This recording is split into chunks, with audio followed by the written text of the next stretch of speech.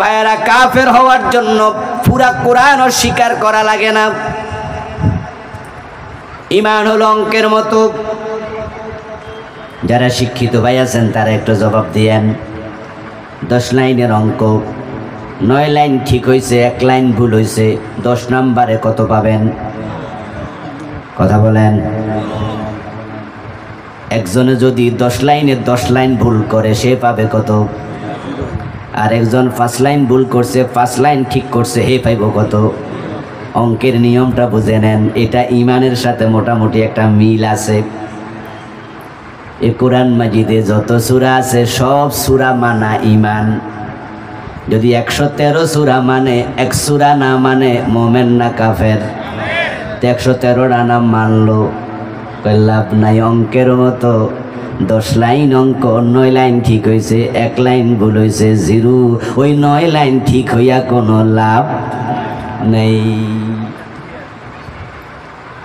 বিসমিল্লাহর বা থেকে মিনাল জিন্নাতি ওয়ান নাসের সিন পর্যন্ত যত হরফ আছে সবগুলো একসাথে মেনে নেও, এটার নাম ঈমান। যদি কেউ বলে কোরআনের 1 অক্ষর মানি না, বাকি যা আছে সব মানি, ওই 1 অক্ষর না মানার কারণে লোকটা মুমিন না কাফের? কাফের। এই যে আপনারা সবাই এখানে কম বেশি মোবাইল ফোন চালান। মোবাইল ফোন বাংলাদেশে যতগুলো কোম্পানি আছে, গ্রামীণ ফোন, রবি, এয়ারটেল, একটেল, যা আছে আর কি, দেখবেন আপনি যখন সিম কিনতে যাবেন আপনারে তারা 11 ডিজিটের একটা নাম্বার দেবে। 01716 দেবে না? পরে 25, 32, 28, আরও 6টা। প্রথমে 5টা, পরে 3 জোড়া 6টা, মোট কয়টা হলো?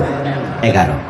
আপনার 11 নাম্বারের একটা ডিজিট দেবে, দিয়ে একটা ছোট্ট সিম কার্ড আপনার বলবে এবার মোবাইলের ভিতরে ঢুকান, এই নাম্বার আপনি ক্লিক করেন, দেখবেন যে অন্য অন্য মোবাইলে রিং চলে যাচ্ছে। আচ্ছা, 11টার মাঝে যদি আপনি 10টা ঢুকাইয়া একটা নাম্বার না ঢুকাইয়া কিয়ামত পর্যন্ত টিপেন, কল যাবে? আরে ভাই হ্যাঁ না একটা তো কইবেন নাকি? কল যাবে? কারণ সিম কার্ডওয়ালা কোম্পানি আপনাকে যা দিয়েছে সেখানে আপনি ফাইজলামি করলে কাজ, আপনার খবরদারি চলবে না। আল্লাহ তাআলা কোরআন মাজিদ নাজিল করলেন। ছোটবেলায় মক্তবে হুজুর আপনাকে ঈমান শিখাইলো, আমানতু বিল্লাহি ওয়া মালাইকাতিহি ওয়া কুতুবিহি ওয়া রুসুলি, ঠিক না? এর মাঝে কুতুবিহি আমি ঈমান এনেছি আল্লাহর কিতাবগুলোর উপরে। ওই কিতাবগুলোর ভিতরে আল্লাহর কোরআন আছে না নাই? তা আপনি এখানে কোনটা বাদ দিবেন? যারা কাদিয়ানি তারা এখানে বিপদে পড়ে গেল। তারা কোরআন মাজিদের সবটা মানে, কিন্তু 4টা অক্ষরের সাথে পেশ লাগাইছে। খা, আলিফ, তা, মিম, খাতামান নাবিয়্যিন। আল্লাহ বলে আমার নবী মুহাম্মদ শেষ নবী। কাদিয়ানিরা বলে না না, গোলাম আহমদ কাদিয়ানো নবী। নাউযুবিল্লাহ। প্রিয় নবীকে আল্লাহ বললেন শেষ নবী, 4 অক্ষর খাতাম, শেষ। এই কাদিয়ানিগুলো তারা 4 অক্ষর মানে নাই, বাকিটা মাইনাও তারা মুমিন না কাফের। এবার বলুন তো ইবলিস শয়তান আল্লাহর কয়টা আইন মানে নাই? মাশাআল্লাহ, জোরে বলেন কয়টা? এই একটা আইন না মানার কারণে ইবলিস কি মুমিন না কাফের? আবা ওয়াস্তাকবারা ওয়া কানা মিনাল কাফিরিন। আল্লাহর একটা আইন মানে না, আল্লাহ ঘোষণা দেয় ইবলিস কাফের হয়ে গেছে। কাদিয়ানি আল্লাহর একটা মেসেজ মানে নাই, শেষ নবী মুহাম্মদ কাফের। ইবলিস আল্লাহর একটা অর্ডার মানে নাই, আদমরে সিজদা করো, মানলো না, কাফের। এবার আপনাদের কাছে আসছি, ছোট ধরে হাত কাটো, এমন অর্ডার কোরআনে আছে না নাই? 52 বছরে কয়দিন মানছেন? কেন মানবেন? বাংলাদেশে কোনো চোর নাই, ঠিক না? কথা কয় চোর নাই, সব ডাকাইতে হয়ে গেছে নাকি? বঙ্গবন্ধু দেশ স্বাধীন করলেন স্বপ্নের সোনার বাংলা গড়ার জন্য। কয়দিন পরে তিনি ক্ষুব্ধ হয়ে বললেন, মানুষ পায় স্বর্ণের খনি, আমি পাইছি। উনি আফসোস করে বললেন, আমার ডানে চোর, আমার বামে চোর, আমার সামনে চোর আমার। এই মন্ত্রী, 7 কোটি মানুষ 7 কোটি কম্বল আইছে, আমার কম্বলটা কই? মন্ত্রী কই, স্যার এটাও চুরি হইয়া। আফসোস করে বলছে, সাটার দল, এই সাটার দল, 52 বছরের বাংলাদেশে চোর ধরে হাত কাটার বিধান আমরা একবারও মানি নাই। ইবলিস একটা আইন মানল না, তাকে কাফের বলেন। জেনা করলে অবিবাহিত ছেলে মেয়েকে 100 বেত লাগাতে হবে, এমন আইন কোরআনে আছে না নাই?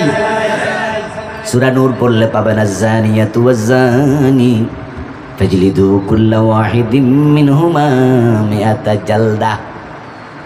নারী পুরুষ জেনা করবে, অবিবাহিত হলে প্রত্যেককে 100 করে বেত লাগাও। আমার প্রিয় ভাইয়েরা, বাংলাদেশে জেনা ব্যভিচার আছে না নাই? 100 বেতের আইন। স্বাধীনতার পর থেকে 52টা বছর চলে গেল, কোন আদালত 100 বেতের আইন প্রয়োগ করেছে? কাদিয়ানি 4 অক্ষর মানে না, বেঈমান হয়ে গেল। আর আপনার কি খবর? কোরআন মাজিদে আল্লাহ তাআলা বলেন, লাহুল খালকু ওয়াল আমর। এখানে অক্ষর আছে 15টা। আমি তো দেখি বাংলাদেশের হাজার হাজার না, লাখ লাখ নামাজি, হাজি গাজি, টুপিওয়ালা, দাড়িওয়ালা মাওলানাও আছে, এই আয়াত মানে না। অক্ষর আছে 15টা। কাদিয়ানি মানে না 4টা অক্ষর, তারা কাফের, ফতুয়া দিয়া মজা নেন। আর আপনি মানতেছেন না, হিসাব করেন 15টা অক্ষর। আলা লাহুল খালকু ওয়াল আমর, 15টা আমি গনে গনে বলেছি, হিসাব করেছি আগেই, জাস্ট জানাইয়া দিলাম। মানেন জেনাটা কেমনে বুঝলেন? অর্থ বললে বুঝবেন। অর্থ হলো সাবধান, সৃষ্টি যার, আইন চলবে শুধুই তার, কথাটা আমার না আল্লাহর। এবার আপনাদের কাছ থেকে জানবো, আওয়াজ দিয়ে একটু বলবেন তো, সৃষ্টি কার? জোরে বলেন, সৃষ্টি করেছেন কে? তাহলে সৃষ্টিটা কার? আইন চলবে কার? এ 52 বছর আল্লাহর আইন চলে না, ব্রিটিশ আইন চলে। তো ব্রিটিশ আইন মানলে তুমি আল্লাহর গোলাম হলে কেমনে?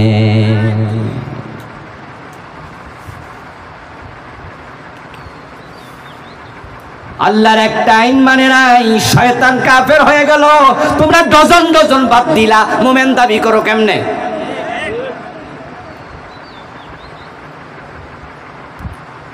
জান্নাত পাওয়া এত সোজা না।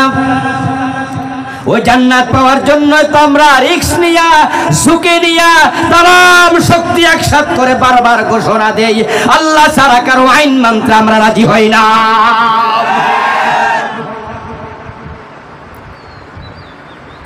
শুধু আল্লাহর আইন মানি, এই কথা বলার কারণে তো বাংলাদেশে আল্লাহর কত বান্দা বিনা দোষে শুধুমাত্র শত্রুতা করে দোষ চাপাইয়া দিয়া ফাঁসির রশি গলায় ঝুলাইয়া দিছে।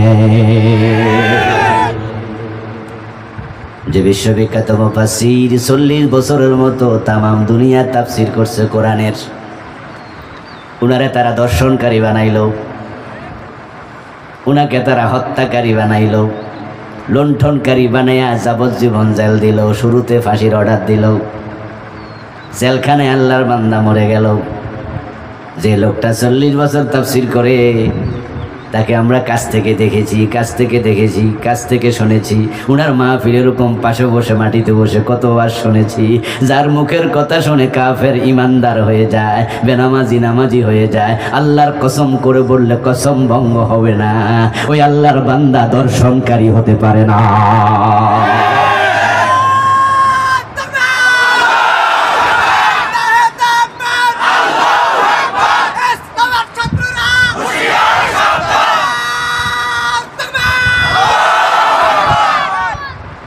আল্লাহ ছাড়া কারো আইন মানি না, এই চিন্তা যদি তিনি লালন না করতেন, মাহফিলগুলোতে এটা না বলে শুধু জিকির আজকারের ওয়াজ করতো আর ফিরালি কইরা খানকা বানাইতো, ফাঁসি তো দেয়া হতোই না, উল্টা হালুয়া রুটির অভাব হতো না।